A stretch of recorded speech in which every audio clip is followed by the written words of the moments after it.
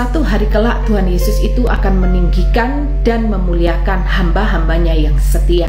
Pastinya kita mau menjadi bagian daripada mereka. Tetapi ada sebuah penghalang yang akan menggagalkan kita agar kita tidak menjadi bagian daripada hamba Tuhan yang ditinggikan dan dimuliakan. Apakah itu? Ketika kita anti penderitaan, ketika kita memilih zona nyaman daripada kita melakukan kebenaran. Bukan berarti Tuhan Yesus itu sengaja menempatkan kita karena membenci kita, menaruh kita di dalam penderitaan.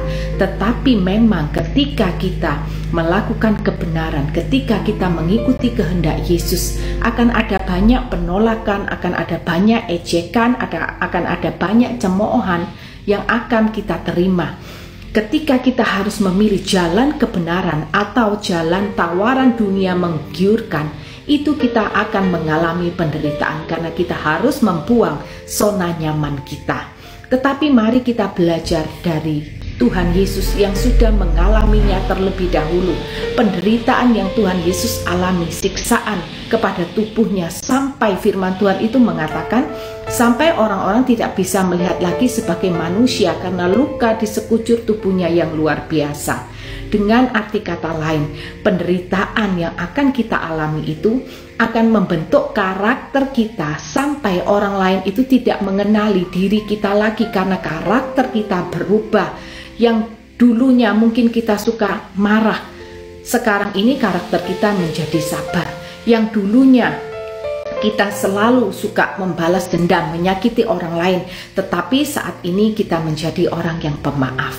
Penderitaan yang akan kita alami itu akan membentuk karakter kita agar karakter kita bisa seperti Tuhan Yesus yang merendahkan dirinya, yang penuh dengan kasih dan sabar menanggung segala penderitaan karena hanya berfokus kepada melakukan kehendak Bapa, dan apapun yang dilakukan tujuannya itu hanya untuk menyenangkan hati Tuhan. Ketika kita bisa seperti Tuhan Yesus, apapun yang kita lakukan hanya kehendak Bapa, apapun yang kita pikirkan hanya hati Tuhan yang kita pikirkan, dan ketika kita melakukan semuanya hanya untuk kemuliaan Tuhan, semuanya hanya untuk menyenangkan hati Tuhan, maka percayalah pada waktunya nanti kita akan menjadi hamba Tuhan yang ditinggikan, yang disanjung dan dimuliakan. Dan percayalah ketika kita seperti Tuhan Yesus, maka firman Tuhan mengatakan apapun yang kita lakukan akan Tuhan buat berhasil.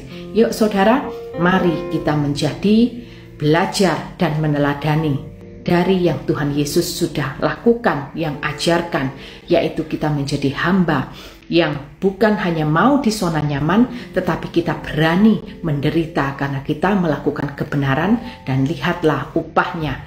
Kita semua akan ditinggikan, disanjung, dan dimuliakan. Tuhan Yesus memberkati.